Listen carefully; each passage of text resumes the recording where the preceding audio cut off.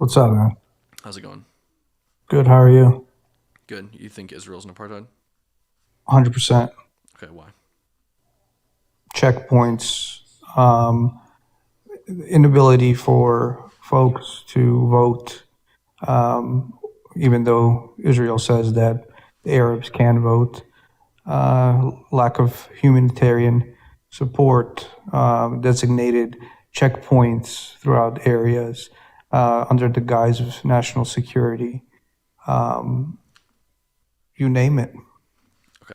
So first of all, countries are allowed to have checkpoints. Please don't interrupt me. Um, Nations are allowed to have checkpoints on their border. We have checkpoints on our border. We actually have a wall on our border with Mexico. We also have checkpoints on our border with Canada. It doesn't matter who's on each side. We police our borders in the West Bank per the Oslo Accords. There are three different sections: areas A, B, and C. Okay. Areas A are under control of the Palestinian Authority. The functional government of those regions is the Palestinian Authority. Okay. In areas B, the Palestinian Authority has civil control, and they split security control with the IDF. In areas C, Israel has full control. It's their jurisdiction. Okay. Um, they have every right to put checkpoints in areas where they have security control. The America does the same thing. Every civilized country does this. They put up checkpoints. Not to mention the fact that they have a hostile government on their border. Um, I mean, not necessarily a hostile government, but a hostile people. Inability to vote. You said that Arabs are not allowed to vote in Israel. That's not true at all. About 21% of Israel's citizenry are Arabs. They are allowed to vote in elections. They're allowed to run campaigns. They're actually allowed to serve in office. About a dozen members of the Israeli Knesset are Arabs, many of them Sunni Muslims. There is an Arab Israeli member of the Supreme Court, and he is also a Sunni Muslim. In addition to this, an Arab member of the Supreme Court literally sentenced a Jewish president of Israel to prison for sexual assault. That was Moshe Katsav, sentenced by George Kara, the Arab justice. So certainly they can vote. All of those 21% of the population enjoy full rights, the same rights that a Jewish citizen would have. And there's actually a lot of affirmative action in Israel that lifts up Arab people. I don't agree with affirmative action in general, but certainly an apartheid country wouldn't have affirmative action towards the group that they're being apartheid towards. You said Israel is not allowing Palestinians to have humanitarian aid. They absolutely are. There's more food aid going into Gaza now than there was before the war. I think it's about 126 trucks a day go into Gaza now, full of food, as opposed to like 80 before the war. You can actually go to UNRWA's website and you can track the amount of aid that goes into Gaza every single day. It's going to be like I said, roughly 126 trucks per day, and the majority of those trucks are going to pass through the Israeli Gaza border, not the Egyptian Gaza border. So Israel, the allegedly genocidal apartheid government, is actually allowing more aid into Gaza than the friendly Arab country on their southern border. I think where you fail to draw a distinction is between Arab Israelis and Palestinians. Why might Palestinians be treated differently than Jewish Israelis or Arab Israelis? Well, because they're not Israelis. They have a separate national identity. Palestinian is not a race, and it is not an ethnicity. It is a nationality. If you are not a citizen of a country, you don't enjoy full rights in that country. If a Mexican person comes here today and they hold Mexican citizenship, not American citizenship, they're not given the rights of an American in America. They're not allowed to do all the things that an American citizen are able to do. Same thing with a Canadian citizen if they came into America. They don't get to enjoy full rights in America. Same with a Palestinian in Israel. Of course, the Israeli government treats them differently than they would their own citizens. And yeah, Are they free to travel anywhere? Arab Israelis. Hmm. Yeah, of course they are. So there aren't specific locations, streets that Arabs cannot travel No, down. no, there isn't. That's completely false. It's not completely false. There are It's roads. 100% There are false. roads where people who are not Israeli citizens aren't allowed to travel on. But Israeli citizenship is again not exclusive to Jewish people. 21% of their citizenry are are Arabs, and that doesn't even include the other ethnic minorities that live in Israel and enjoy citizenship. If you don't have a license plate that indicates you're an Israeli citizen, So there are you certain use roads the you're not allowed to example of use. Mexicans that would come, or illegals that would come to the United States, not having the same. It's not even just illegal. You can hold on, hold legally on. come to the United States as a Mexican Right, citizen to visit. but anybody that would come to the United States, there's no, hey, if you're not a national citizen, you can't go down this street. That is definitely the case. Sure, we don't in have that, Israel, but why might we not have that? So again, because what I Israel's said. an No, apartheid one state. second. That's why. What I said was that in the United States, like if you come here as a Mexican citizen, not an American You want my citizen. Cash App or do you want my Real Zelle? quick, not finished. You're not getting the money. At least not for this case you've made so far. Nah, you're not. See, Not for this. If you can prove to me that it's an apartheid, then sure, but you haven't. And I just did, bro. No, let me speak. So what I said was, if you come to the United States as a Mexican citizen, not an American citizen, you're not going to be treated the same by the government as an American citizen would, because you're not a citizen of the United States. Now, why might Israel go further than America in terms of treating people who are not nationals of their own country differently? Why might they? Imagine if the U.S. had Afghanistan on their southern border. Do you think that they might, treat foreign citizens a little bit differently if they had people What does it pouring in matter from if it's Afghanistan? Afghanistan or if it's Mexico? Because you're dealing with people in a hostile country.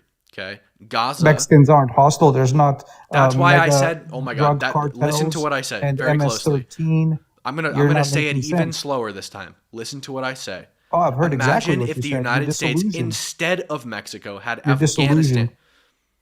Okay. Imagine if the United States, instead of Mexico, had Afghanistan on their border, like maybe a couple years ago while we were still at war with them, right? Don't you think that would be a little bit different than having Mexico on our border? Don't you think that we'd act a little bit differently in terms of people coming to the United States, whether it's to work, whether it's to visit, or whether it's to immigrate? I'm sure that we would. We might even have roads that people who are not citizens aren't allowed to drive on, right? Because those roads probably have less security checkpoints, and they're less policed. Israel, particularly when it comes to Gaza, is dealing with a hostile terrorist government that their stated goal is to literally genocide the Jewish people. The Hold 1988 on. Charter of Hamas literally Hold on. says You're not stating facts. All right, one There's a second. Nope. difference between Hamas I don't think and I was finished. I don't think I was finished. Hamas is the government of Gaza. They are the governing body, the sole governing authority of the Gaza Strip. Okay, so you are dealing with a hostile government in Gaza. Okay, a hostile government in Gaza whose stated goal is to kill all Jews. The 1988 Charter of Hamas says the day of judgment will not come about until the Muslims fight the Jews, killing the Jews. When the Jews hide behind stones and trees, the stones and trees will say, "O Muslims, O Abdullah, there's a Jew behind me, come and kill him." Okay, their leader, Fatih Hamad, one of their highest ranking officials, literally said, all of you 7 million Palestinians in diaspora, we need to take care of the Jews by way of slaughter and killing all around the globe. They are dealing with a regime on their southern border that wants to eradicate them based on their ethnicity. Of course, they police their borders differently. Of course, they deal with security in their own country differently than we would with Mexico or Canada. Of course they do. That doesn't make them an apartheid because they have different rules for people who aren't citizens of their country.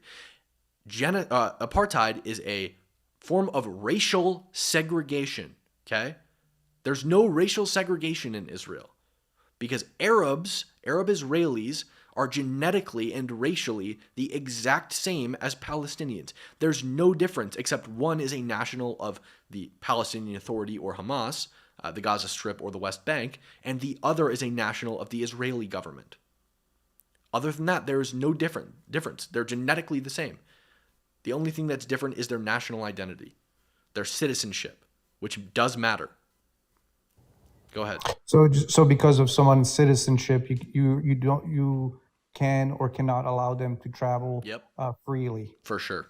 You don't And that have a happens in right to travel America. freely in a country to which And you that don't happens in have America? citizenship. Does that happen anywhere else? I didn't say it in does the happen world? in America, but I think it would be justified if we had Afghanistan on our border for sure. Hey, you owe me $1,000. I don't. That doesn't make it apartheid. It's not racial segregation.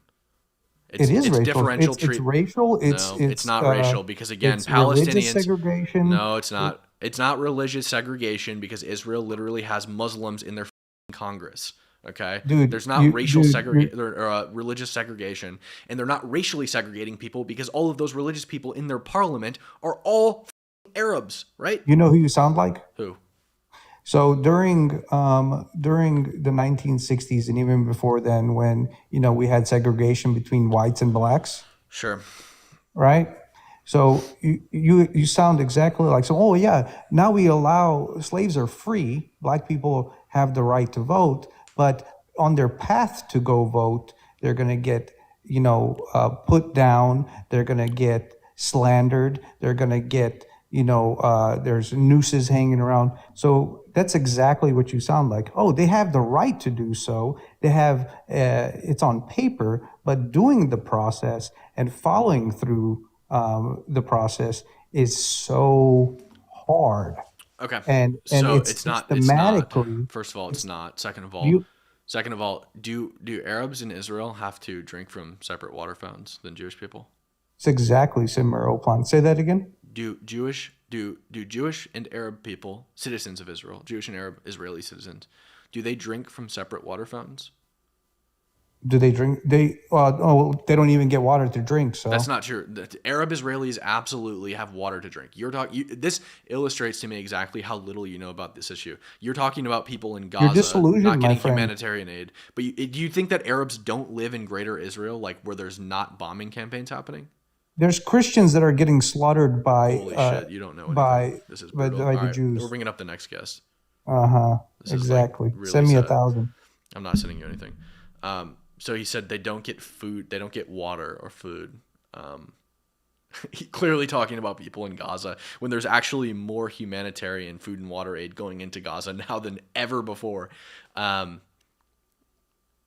I was asking him about Arab Israeli citizens. Do Arab Israelis and Jewish Israelis drink from separate water fountains? He was reminiscing about, there was a time where Americans were racially segregated, and I think some instances of people serving in Congress that were black during that segregation. So you're just like those people. You're just like those people. Do Arab Israelis and Jewish Israelis drink from separate water fountains?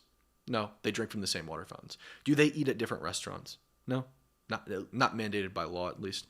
I assume that there's probably going to be some culinary differences in their culture, so maybe that could cause them to stray towards different places to eat. But they're not racially segregated by law to eat at different places. Their cultures might just drive them to different places. Are they forced to do literally anything separate? No. No.